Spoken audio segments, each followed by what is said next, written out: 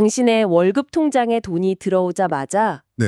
그중 20%가 숨만 쉬어도 그냥 허공으로 사라진다면 어떤 기분이실 것 같나요? 상상만 해도 숨이 턱 막히네요. 그렇죠. 내 손에 제대로 쥐어보기도 전에 고정비로 엄청난 돈이 빠져나간다는 건 정말 상상만 해도 피곤한 일입니다. 맞습니다. 안녕하세요. 플래닛 팟캐스트입니다. 여러분, 제가 방금 말씀드린 이 상황이 무슨 과장된 상상이나 최악의 시나리오가 아닙니다. 네, 지금 당장의 현실이죠. 맞아요. 현재 서울 아파트에 거주하는 평범한 사람들의 현실이 되었습니다. 오늘 우리의 심층 탐구 주제는 바로 사상 처음으로 150만 원을 돌파해버린 서울 아파트의 평균 월세, 네. 그리고 걷잡을 수 없이 가속화되고 있는 전세의 월세화 현상입니다. 오늘 이 주제를 깊이 파고들면서 우리가 달성해야 할 미션은 아주 명확합니다. 어떤 걸까요? 여러분께 단순히 최근 월세가 많이 올랐다 이런 단편적인 부동산 뉴스를 읊어드리는 게 아니거든요. 그렇죠. 저희가 늘 하듯이 이면을 봐야죠. 맞습니다. 도대체 왜 이렇게 거대한 임대차 시장에 지각 변동이 그것도 이렇게 갑작스럽게 일어나고 있는지 그 구조적인 원인들을 저희가 하나하나 해체해 볼 겁니다. 네. 그리고 무엇보다 중요한 건 이 시장의 변화가 청취자 여러분의 일상적인 삶과 지갑, 더 나아가서 우리가 미래에 살아갈 주거 방식에 어떤 중대한 의미를 던지는지 연결해보는 거겠죠. 자, 그럼 본격적으로 들어가 보죠. 최근 시장 지표들을 분석하면서 제가 가장 먼저 눈을 의심했던 건 역시 압도적인 숫자 그 자체였습니다. 숫자가 참 놀라웠죠. 네. 지난 1월 기준으로 서울 아파트 평균 월세가 150만 4천 원을 기록했습니다. 150만 원대 진입이라. 그러니까 이게 관련 통계 작성을 시작한 게 2015년이잖아요. 네, 맞아요. 그 이후로 단 한 번도 보지 못했던 사상 최고치거든요. 아파트 월세 가격 지수라는 지표를 봐도 지금 104.59를 기록하면서 역대 최고점으로 치솟았습니다. 104라는 게 정확히 어떤 기준인 거죠? 이 지수가 어떤 의미냐면요. 시장이 한창 뜨거웠던 2021년의 평균 월세 가격을 딱 100으로 기준 잡았을 때의 수치입니다. 아, 2021년 대비해서. 네, 즉 불과 몇 년 사이에 전반적인 월세 체감 물가가 그만큼 훌쩍 뛰었다는 걸 보여주는 아주 명확한 척도인 셈이죠. 2021년 대비해서도 그렇게 올랐다는 건 피부로 느끼는 압박감이 진짜 장난이 아니겠네요. 그렇죠. 그런데 저는 단순히 가격이 올랐다는 것보다 임대차 계약의 그 형태 자체가 완전히 뒤집혔다는 게 사실 더 충격적이었습니다. 비중의 역전 말씀하시는 거죠? 네, 올해 들어서 체결된 서울 아파트 신규 임대차 계약 중에 보증부 월세, 그러니까 우리가 흔히 일상에서 반전세라고 부르는 형태를 모두 포함한 월세 비중이 전체의 52.0%를 차지했어요. 절반을 넘겼네요. 드디어 전세를 꺾고 절반을 훌쩍 넘긴 겁니다. 그 속도가 정말 놀랍습니다. 지난해 전체 월세 비중이 47.1%였거든요. 아, 47%대에서. 그러니까 불과 1년 만에 4.9%포인트나 급상승한 겁니다. 부동산처럼 되게 보수적이고 단위가 큰 자산 시장에서 1년 만에 계약 형태 비중이 5% 가까이 이동했다는 건 엄청나게 빠르고 충격적인 지각 변동이에요. 진짜 그러네요. 한국 부동산 시장의 오랜 상징이자 기본값이었던 전세가 밀려나고 이제 월세가 시장의 확고한 뉴 노멀로 자리 잡았다는 객관적인 증거인 거죠. 여기서 제가 좀 흥미로운 질문을 던져보고 싶은데요. 네, 해보시죠. 평균 월세가 150만 원이라는 것도 놀랍지만 이번 자료에서 시장 내부를 자세히 들여다보니까 500만 원 이상의 이른바 초고액 월세 거래가 엄청나게 늘었더라고요. 맞아요. 양극화가 심하죠. 전체 월세 거래의 2.3%를 차지하면서 작년 수치를 가볍게 넘어섰는데 심지어 이 초고액 월세 거래의 80% 이상이 강남, 서초, 용산 같은 서울 3대 핵심지에 쏠려 있습니다. 핵심 지역이요. 이걸 보면 좀 이런 생각이 듭니다.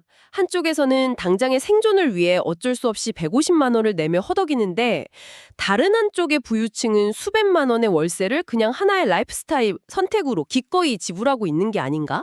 완전히 다른 두 세상이 공존하는 느낌이에요. 아주 예리하게 보셨습니다. 임대차 시장 내에 극단적인 양극화 현상을 정확히 짚어주셨어요. 아, 그런가요? 강남이나 용산의 하이엔드 아파트에 매달 500만 원, 1000만 원씩 월세를 내는 사람들은 보증금이 없어서 월세를 사는 게 절대 아닙니다. 그렇겠죠. 돈이 없는 분들이 아니니까요. 수십억 원의 자산을 부동산에 묶어두느니 그 돈을 사업 자금으로 쓰거나 금융자산에 굴리는 게 낫다고 판단한 자산가들이거든요. 아, 기회비용을 생각하는 거군요. 네, 아니면 세금 문제나 유동성 확보를 위해서 의도적으로 월세를 소비하는 측입니다. 철저한 계산하에 움직이는 거네요. 반면에 평균 150만 원대에 형성된 일반적인 월세 시장은 철저하게 대출 한도, 금리, 그리고 전세 매물 부족에 떠밀려 내려온 일종의 생존형 수요가 주도하고 있습니다. 떠밀려 왔다는 표현이 확 와닿네요. 같은 월세라는 단어를 쓰고 있지만 그 이면에 작동하는 경제적 동기는 완전히 극과 극인 셈이죠. 그렇다면 도대체 왜 하필 지금 이 시점에 전세가 이토록 빠르게 사라지고 월세 시대로 강제 전환이 되고 있는 걸까요? 그 원인이 참 복합적입니다. 예전에는 이자율이 낮으니까 집주인들이 전세 보증금 대신 다달이 월세를 받고 싶어 해서 월세화가 진행된다고 했잖아요. 근데 지금은 상황이 좀 다르지 않습니까? 상황이 많이 복잡해졌죠. 이 급격한 변화를 제대로 이해하려면 크게 시장의 물리적 환경, 심리적 요인, 그리고 사람들의 재정적 패러다임 변화라는 이 세 가지 축을 입체적으로 뜯어봐야 합니다. 세 가지 축이요. 좋습니다. 물리적 환경부터 보죠. 가장 큰 트리거는 역시 대출 규제입니다. 아, 대출. 최근 금융권의 DSR, 즉 총부채 원리금 상환 비율 규제가 굉장히 깐깐해졌거든요. 세입자들 입장에서는 예전처럼 전세자금 대출을 넉넉하게 끌어다 쓸 수 있는 길이 사실상 막혀버린 겁니다. 맞아요. 그러니까 예전에는 내 돈 1억만 있어도 은행에서 3억, 4억씩 전세 대출을 되게 쉽게 내줬잖아요. 네, 그땐 그랬죠. 그래서 5억짜리 전세를 들어갈 수 있었는데 지금은 내가 이자를 낼 능력이 충분히 되어도 은행에서 아예 대출 한도 자체가 안 나옵니다 하면서 담벼락을 쳐버리는 거잖아요. 정확합니다. 돈을 빌리고 싶어도 구조적으로 빌릴 수 없는 환경이 된 거죠. 진짜 답답한 상황이네요. 게다가 지금 다가오는 봄 이사철을 앞두고 시장의 아파트 전세 물건 자체가 씨가 말랐습니다. 물건도 없군요. 네, 집주인들도 실거주 요건을 채워야 하거나 각종 세금 문제 때문에 섣불리 전세를 내놓지 않고 있거든요. 아, 양쪽이 다 막혔네요. 결국 대출을 꾼받아서 자금이 부족한 사람들과 돈은 어떻게든 마련을 했는데 막상 들어갈 전세 매물을 찾지 못한 사람들이 선택의 여지 없이 울며 겨자 먹기로 월세 시장으로 밀려들고 있는 겁니다. 대출 막히고 매물 없는 그 물리적인 답답함도 이해가 확 가는데 저는 이 다음 요인이 사실 되게 뼈아프게 다가왔습니다. 어떤 요인이었죠? 바로 전세 사기 트라우마요. 정말 심각한 문제죠. 우리가 최근 몇 년 동안 뉴스를 통해서 빌라나 다세대 주택에서 터진 끔찍한 전세 사기 사건들을 거의 매일 목격했잖아요. 그 여파가 이제는 상대적으로 안전하다고 믿었던 아파트 시장까지 집어삼킨 것 같아요. 이 심리적 요인은 생각보다 훨씬 강력하게 임대차 시장의 룰 자체를 바꾸고 있습니다. 진짜 그래요. 세입자들 입장에서는 수십 년간 영끌에서 모은 피 같은 전 재산을 하루아침에 통째로 날릴지도 모른다는 극도의 공포가 머릿속에 각인된 겁니다. 그 공포감이 엄청날 겁니다. 아파트는 경매에 넘어가도 빌라보다 낫다지만 최근에는 매매가와 전세가 차이가 좁혀진 아파트들에서도 깡통 전세 위험이 커졌거든요. 진짜 내 전 재산 5억, 10억을 집주인 한 명의 신용에 온전히 다 맡겨야 한다는 게 지금 시대에는 너무 엄청난 리스크로 느껴지는 거죠. 맞습니다. 차라리 매달 150만 원씩 주거비를 소모하더라도 내 큰돈은 내 통장에 안전하게 지키는 일종의 리스크 방어 비용을 내겠다는 심리 아닐까요? 완벽한 비유입니다. 일종의 주거 안심보험료로 월세를 지불하는 거죠. 안심보험료라? 네.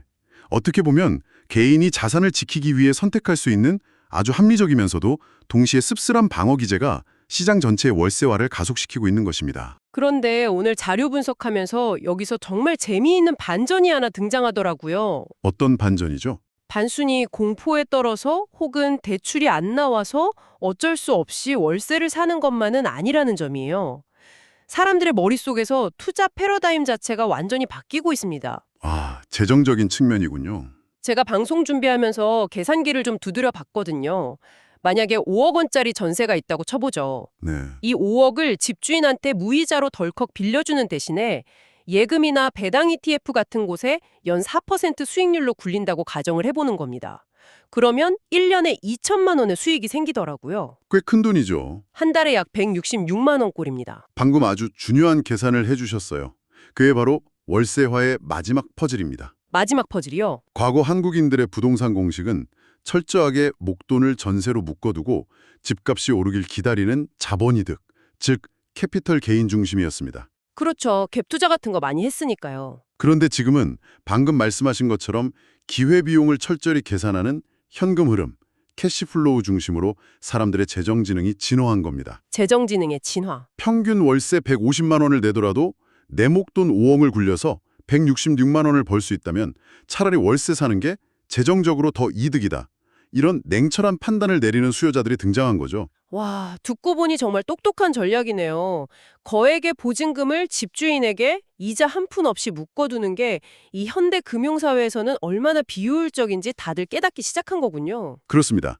하지만 이 현상에는 아주 지독한 딜레마가 숨어 있습니다. 딜레마요? 어떤 걸까요? 개인의 입장에서는 개회 비용을 계산해서 월세를 선택하는 것이 매우 합리적이고 현명한 결정일 수 있어요. 네, 그렇겠죠? 하지만 이런 똑똑한 수요가 앞서 말한 어쩔 수 없는 생존형 수요와 한꺼번에 월세 시장으로 쏟아져 들어오면서 결과적으로 임대차 시장 전체의 월세 가격을 천정부지로 밀어올리는 강력한 기폭제가 되고 말았습니다. 아, 수요가 겹치니까. 개개인의 합리적인 선택이 모여서 오히려 시장 전체의 주거비를 폭등시키는 역설적인 결과를 낳은 셈이죠. 그 말씀을 들으니까 다시 현실의 무게가 훅 다가오네요. 자, 그럼 이제 시선을 좀 돌려서요. 네, 이 거대한 지각 변동이 결국 우리 같은 평범한 사람들의 일상에 어떤 타격을 주고 있는지 계산기를 마저 좀 두드려 보겠습니다. 네, 한번 보시죠. 아까 앞서 1월 기준 평균 월세가 150만 4천 원이라고 했잖아요. 네, 1월 평균 150만 원 정도 하죠. 올해 4인 가구 기준 중위소득이 649만 5천 원입니다. 네, 649만 원 정도 하죠. 표면적으로 보면 소득의 20% 정도가 월세로 나가는구나 싶지만 이거 큰 함정이 있습니다. 함정이요? 649만 원은 세금을 떼기 전에 세전소득이잖아요. 아주 중요한 지적입니다. 실제 서민들의 체감 고통을 정확히 하려면 무조건 세후소득으로 접근을 해야죠. 맞아요. 국민연금, 건강보험료, 소득세 다 떼고 나면 실제 통장에 꽂히는 돈, 즉 처분 가능 소득은 훨씬 적어집니다. 그렇죠. 대략 500만 원 초중반대라고 치면요. 월세 150만 원은 내 실제 가처분 소득의 거의 30%에 육박하는 엄청난 금액이에요. 30%면 정말 어마어마한 비중입니다. 여러분 생각해 보세요. 내가 한 달 내내 뼈 빠지게 일해서 번 돈의 3분의 1이 그냥 비바람 피하고 잠자는 공간에 대한 일종의 구독료로 허공에 징발하는 겁니다. 그게 바로 이 문제의 핵심입니다. 소득의 30%가 주거비로 완전히 고정되어 버리면 나머지 70%로 4인 가족이 식비, 자녀교육비, 교통비, 통신비 이걸 다 감당해야 하거든요. 그게 가능할까요? 자연스럽게 가장 먼저 타격을 받는 건 매일 먹는 식탁의 질이 떨어지는 것이고요. 그 다음은 가족의 미래를 위한 저축이나 투자가 원천 차단된다는 겁니다. 아, 미래가 막히는군요. 한 달에 한 번 월세 내는 날이 다가오는 게 두렵다는 세입자들의 목소리는 절대 단순한 엄살이 아닙니다. 계층 이동을 위한 사다리가 무너지고 서민 경제의 펀더멘털이 임계점에 도달했다는 명백한 경고음으로 들어야 합니다. 진짜 통장이 내 돈이 머무는 곳이 아니라 집주인한테 가기 위해 잠시 거쳐가는 톨게이트가 된 기분일 텐데 그럼 사람들은 이 숨막히는 압박 속에서 어떤 대안을 찾고 있나요? 대안을 찾아야죠. 그냥 가만히 앉아서 월세 폭탄을 맞을 수만은 없잖아요. 뭔가 돌파구가 필요할 텐데요. 생존이 걸린 문제인 만큼 사람들은 필사적으로 대체제를 찾고 있습니다. 대체제요? 최근에 수요가 폭발적으로 몰리고 있는 곳이 바로 공공임대아파트와 기업형 민간임대아파트입니다. 임대아파트로 눈을 돌리는군요. 과거에는 이 공공임대라고 하면 왠지 저소득층만 가는 곳이라는 일종의 사회적 낙인 같은 게 있었거든요. 네, 그런 편견이 좀 있었죠. 하지만 지금은 인식이 180도 바뀌었습니다. 주변 시세보다 훨씬 저렴하고 한번 당첨되면 10년, 20년씩 쫓겨날 걱정 없이 살 수 있는 데다 법적으로 임대료 인상폭이 5% 이내로 엄격하게 제한되기 때문이죠. 통제된다는 게 진짜 엄청난 메리트네요. 맞습니다. 매년 예측 가능한 지출이 가능하다는 것만으로도 삶의 질이 확 달라지니까요. 젊은 부부들이나 직장인들이 아주 똑똑하게 실리를 챙기는 쪽으로 방향을 튼 거군요. 미친 듯이 널뛰는 일반 민간 임대차 시장의 변동성을 도저히 감당할 수가 없으니까 국가나 대기업이 보증하는 안정적인 공공상의 영역으로 피신을 하고 있는 겁니다. 피신이라는 말이 딱 맞네요. 이것은 매우 합리적인 주거 전략입니다만 치명적인 한계가 하나 존재합니다. 어떤 한계죠? 물량이 부족한가요? 바로 그겁니다. 누구나 그 안전한 피난처로 들어가고 싶어 하지만 양질의 임대 아파트가 하루아침에 뚝딱 만들어지는 게 아니거든요. 짓는데 시간이 걸리니까요. 특히 서울 도심이나 교통이 좋은 핵심 지역의 임대 아파트 당첨은 그야말로 로또나 다름없는 수준의 치열한 경쟁을 뚫어야 합니다. 하늘의 별 따기군요. 수요는 폭발하는데 공급은 거북이 걸음이니 결국 대다수의 평범한 사람들은 다시 차갑고 혹독한 150만 원짜리 민간 월세 시장에 맨몸으로 남겨질 수밖에 없는 구조적인 모순에 빠져 있는 겁니다. 전문가로서 보실 때 당분간은 이 고통스러운 월세 강세 현상이 꺾이기는 어렵다고 보시나요? 유감스럽지만 우울하지만 냉정한 현실을 직시해야 합니다. 현재 시장을 옥죄고 있는 전세 매물 부족 현상은 단기적인 이사철 요인뿐만 아니고요. 네.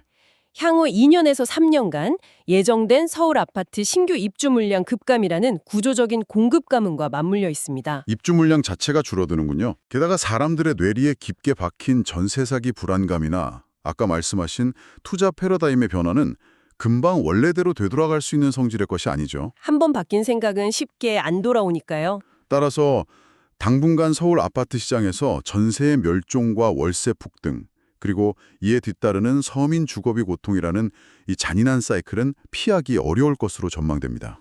참 마음이 무거워지면서도 우리 삶의 방향성을 다시 한번 꼼꼼히 점검하게 만드는 통찰이네요. 네, 그렇습니다. 자, 오늘 이번 심층 탐구에서 다룬 방대한 내용의 맥락을 연결해 보겠습니다. 사상 처음으로 평균 150만 원을 돌파한 서울 아파트 월세. 네. 그 이면에는 굳게 닫힌 대출의 문, 메말라버린 매물, 여전히 시장을 짓누르는 전세 사기의 공포, 그리고 내 자본의 기회비용을 개선하기 시작한 사람들의 투자 인식 변화라는 거대한 톱니바퀴들이 맞물려 돌아가고 있었습니다. 정확한 요약입니다. 그 결과 우리가 마주한 현실은 가처분 소득의 30%를 월세로 갖다 바치며 일상의 소비를 줄여야 하는 서민들의 벼랑 끝 생존기였습니다. 청취자 여러분, 이 거대한 월세화의 물결은 단순히 뉴스에서 떠드는 남의 이야기가 아닙니다. 절대 아니죠. 당장 돌아오는 월급날 당신의 지갑 사정을 결정짓는 문제고요. 여러분이 평생을 바쳐 모아야 할 자산관리의 공식을 새로 써야 하는 시대적 요구입니다. 무엇보다 우리가 가족과 온기를 나누는 집이 하는 공간에 경제적 의미가 소유에서 영구적인 소비로 변하고 있다는 거대한 철학적 전환이기도 합니다. 이 시점에서 여러분이 오늘 이 심층 탐구를 마치며 스스로에게 던져보아야 할 아주 도발적인 질문이 하나 있습니다. 어떤 질문일까요? 아까 우리가 보증금을 은행에 예치하거나 투자해서 얻는 수익으로 월세를 충당하는 것이 현명한 선택일 수 있다고 분석했잖아요. 네, 166만 원 수익 이야기했었죠. 하지만 냉정하게 묻고 싶습니다. 매달 수십만 원, 100만 원이 넘는 돈이 영원히 사라지는 이 가혹한 주거 구독료의 늪속에서 과연 우리가 금융자산을 굴려од는 그 알량한 수익이 장기적으로 나의 월세 지출을 압도할 수 있을까요? 장기적인 관점에서 혹시 우리는 영리하게 투자한다고 착각하는 사이 애초에 내 집 마련을 위해 축적해야 할 가장 중요한 종잣돈을 매달 월세로 갉아먹히며 평생 집주인과 은행에 배만 불려주는 새로운 영구적 임대세대로 전락하고 있는 것은 아닐까요? 정말 뼈 때리는 질문이네요. 지식이 진정으로 가치 있으려면 그것이 여러분의 삶과 계좌에 직접 적용되어야 합니다. 청취자 여러분의 재정 전략은 이 피할 수 없는 새로운 월세 시대의 거센 파도에 맞설 만큼 단단하게 준비되어 있는지 오늘 밤 꼭 한번 진지하게 점검해 보시기 바랍니다. 네, 오늘 깊이 있는 분석 감사합니다. 저희는 다음 시간에 더 유익한 정보로 찾아뵙겠습니다.